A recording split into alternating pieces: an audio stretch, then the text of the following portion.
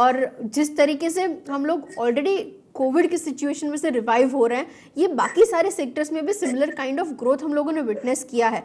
आपकी तरफ से एक आइडिया, क्या फैक्टर्स सपोर्ट कर रहे थे और किस तरीके से अब यहाँ से नेक्स्ट हाफ के लिए आउटलुक में रखूँ, एक ग्राउंड चेक, उसके बाद बाकी फैक्टर्स पे डिस्कशन करते हैं।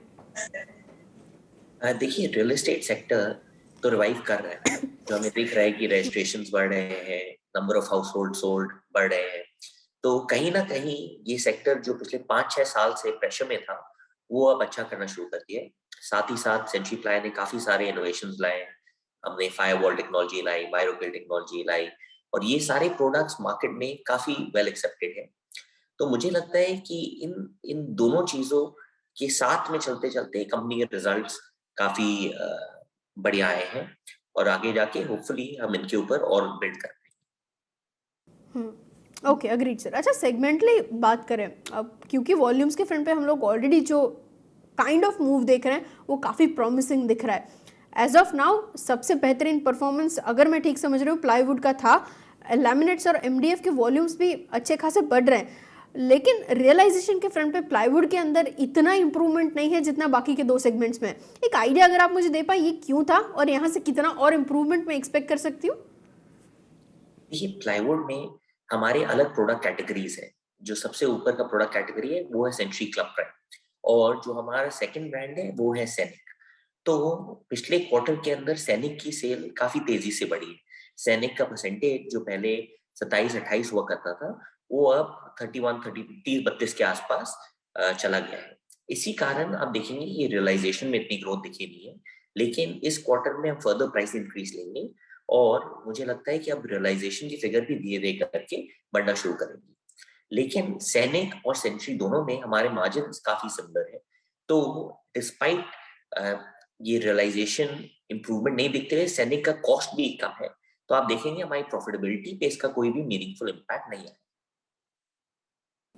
Okay, agreed sir. अच्छा, इसके अलावा इन टर्म्स ऑफ कैपेसिटीज किस तरीके से वर्कआउट हो रही है, आपकी यूटिलाइजेशन लेवल्स क्या है, एक आइडिया अगर आप मुझे ये दे पाएँ। मुझे एक्चुअली एक डिस्कशन काइंड ऑफ आपका जो डिवीजन आप हाई ऑफ कर रहे हैं उसके बारे में करना है, लेकिन इससे पहले इसके ऊपर एक आइडिया आप मुझे दे पाएँ ऑपरेशनल कैपेसिटीज़ के ऊपर, उसके बाद लॉजिस्टिक्स बिजनेस के ऊपर बातचीत करते हैं। ये प्लाईवुड में हम काफी हाई कैपेसिटी यूटिलाइजेशन में पहुंच गए हैं, लेकिन हमने बैलेंसिंग इक्विपमेंट ऐड करके अपनी टोटल कैपेसिटी बढ़ा ली। तो मुझे लगता है कि प्लाईवुड में हमें कैपेसिटी की कोई कमी नहीं आएगी आगे जाते हुए। लैमिनेट में भी हम काफी हाई कैपेसिटी यूटिलाइजेशन में पहुंच गए हैं, और अगले साल हम एक एक्सपेंशन की प्लानिंग ले रहे हैं, जिसके बाद वापस हमारे पास कैपेसिटी के ऊपर प्रेशर नहीं रहना चाहिए।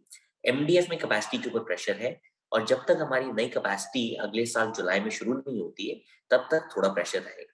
पार्टिकल बोर्ड सेगमेंट के अंदर हमने अभी अपने थोड़े अगेन बैलेंसिंग इक्विपमेंट ऐड करके कैपेसिटी को 180 क्यूबिक मीटर पर डे से 250 क्यूबिक मीटर पर डे पर लेके गया है।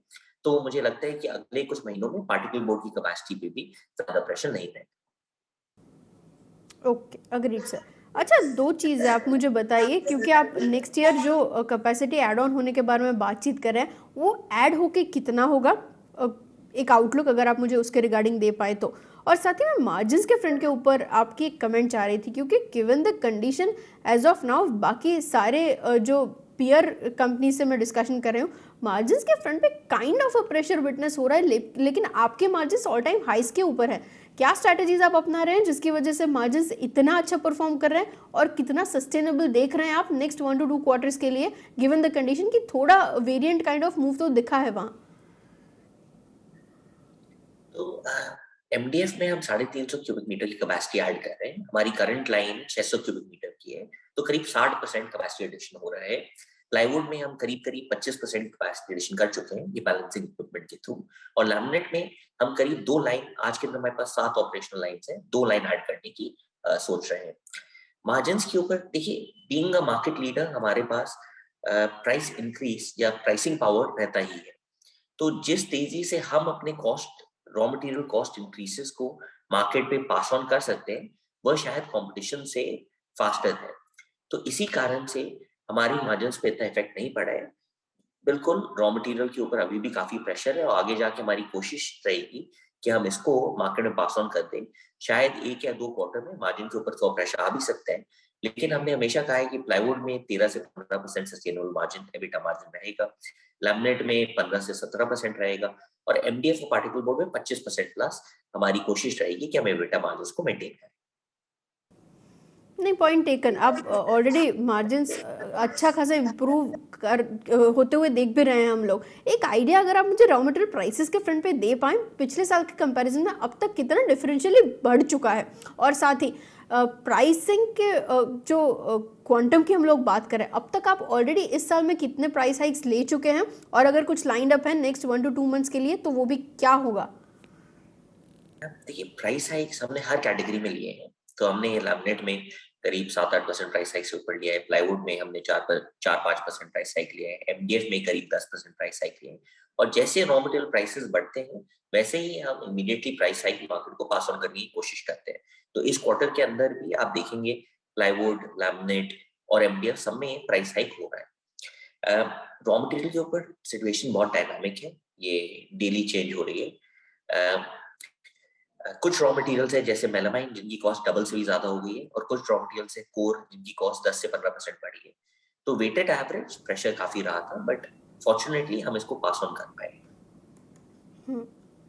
Okay, agreed sir. रिसेंट जो डेवलपमेंट है उसके बारे में बातचीत करते हैं। लॉजिस्टिक्स बिजनेस आप क्योंकि हाई ऑफ करने वाले हैं, मैं इसके ऊपर आपकी एक स्ट्रैटेजी समझना चाह रही थी, और जितने भी रिपोर्ट्स में पढ़ रही थी तकरीबन 51 to 52 करोड़ में ये स्लम सेल पूरा होने वाला है। एज ऑफ नाउ आपका जो टोटल कंट्रीब्यूशन आता है वहाँ से तकरीबन 3 या 4% का आता है। ये किस तरीके से वर्कआउट होगा, और हाई ऑफ होने के बाद यहाँ से आप किस तरीके से ग्रोथ देख रहे हैं? एक आइडिया अगर आप मुझे ये रैशनल के बारे में बता पाएं। देखिए, ये सेगमेंट हमारे कोर बिजनेस का पार्ट है। ये एक लुक्रेटिव अपॉर्चुनिटी था जो हमें मिला था, और इसमें पिछले कुछ सालों में हमने काफी अच्छा किया है। इसको सेंचुरी में रखने का एक एडवांटेज था कि हमारे पास टैक्स बेनिफिट था।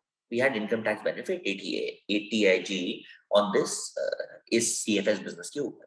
अब वो टैक्स बेनिफिट खत्म हो चुका है, तो अब इसमें ग्रोथ चार्ट करने के लिए, इस सेगमेंट को अलग से देखने के लिए हमने डिसीजन लिया है कि इसको हाइव ऑफ करके एक अलग एसेट वर्टिकल में डालेंगे और फिर एक्सप्लोर करेंगे कैसे ग्रो करें।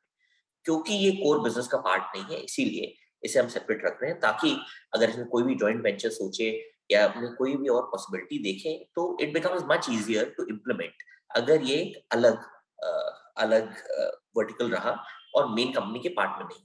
तो इसीलिए डिसीजन लिया है।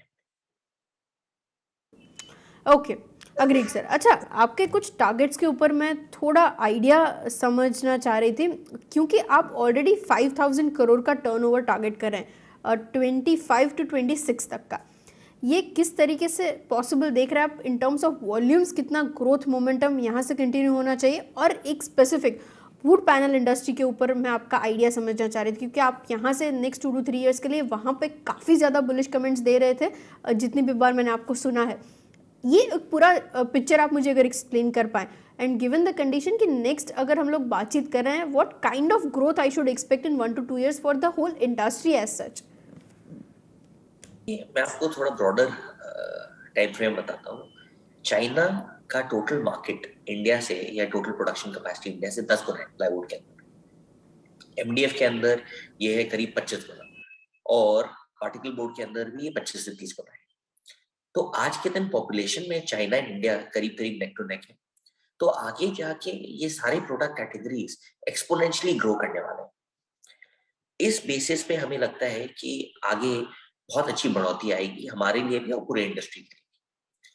गोइंग फॉरवर्ड जो टारगेट्स हमने लिए हैं वो काफी मेटिकुलसली प्लान्ड है, हर सेगमेंट के अंदर अलग ग्रोथ पकड़ के, हर सेगमेंट के अंदर जो हमें रियलिस्टिक लगता है उस फिगर को ध्यान में रखते हुए हमारी नई कैपेसिटी एडिशन जो एमडीएफ में पहली लाइन होशियारपुर में आ रही है, जो सेकंड लाइन हमारी साउथ में आंध्रा में आ रही है, उन सबको साथ में लेते हुए ये प्रोजेक्शंस एंड ये फिगर्स बने। तो मैं काफी कॉन्फिडेंट हूँ कि 5000 का टारगेट हम 25-26 या शायद उससे पहले भी हिट कर पाए। ओके, बिल्कुल अग्रीड सर। बहुत बहुत शुक्रिया सर मेरे साथ जुड़ने के लिए। विद बेस्ट रिगार्ड्स कि आने वाले क्वार्टर्स में हम लोग और भी डिटेल में ये सारा पैरामीटर